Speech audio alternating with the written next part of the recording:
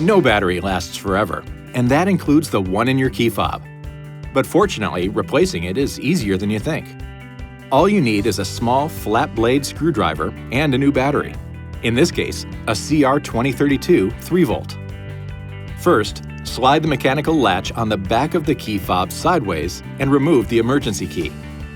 Insert a flat blade screwdriver into the gap next to the emergency key slot and carefully pry the cover slightly open. Using your fingers, separate the case. Then use the screwdriver to pry out the old battery. Insert a new battery with the positive pole facing down. Put the case back together and snap it shut. Now, just reinsert the emergency key and you should be all set. This video is not intended to take the place of your owner's manual.